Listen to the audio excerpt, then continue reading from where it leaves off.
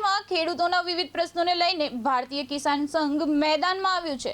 સંઘ દ્વારા દિયોદર મામલતદારને આવેદનપત્ર પાઠવી નર્મદા પાઇપલાઇનનું કામ ગોકળગાયની ગતિએ ચાલી રહ્યું હોવાનો આક્ષેપ કરવામાં આવ્યો છે। સાથે જ વડિયા ઝેડા પાઇપલાઇનની કામગીરી ઝડપથી પૂર્ણ કરવાની માંગ ઉઠાવવામાં આવી છે।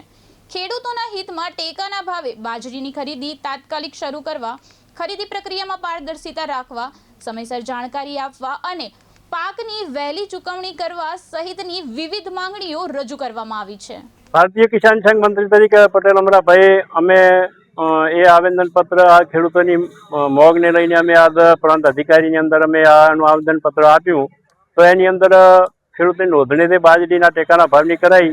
એની અંદર બ્લેકલિસ્ટની અંદર ઘણા ખેડૂતોના નામ મૂક્યા છે, એ સત્વરે બ્લેકલિસ્ટમાં કાઢીને એમની ખરીદી કરે। અને બીજું પાઇપલાઇનની અંદર ખેડૂતોના ખેતરોની અંદર બાકી કામ થાય સત્વરે પૂરું કરે, ત્યાંથી ખેડૂતો એમાં વાવણી કરે।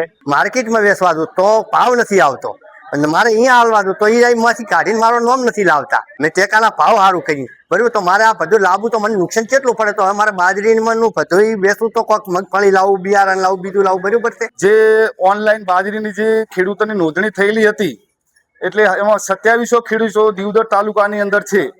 એમાંથી ટેકાના ભાવે જે ખરીદી કરવાની હતી એમાંથી અત્યારે 1500 ખેડૂતો બ્લેક લિસ્ટમાં છે। એટલે ખેડૂતોને અત્યારે મગફળી વાવવાની સિઝન ચાલુ છે, એટલે ખેડૂતોને અત્યારે મગફળીનું મોંઘા ભાવનું બિયારણ લાવવું હોય તો ખેડૂતોનો નંબર હજી આવ્યો નથી અને ખેડૂતો બાજરી ભરાવવા માટે બધા રાહ જોઈને બેઠા છે।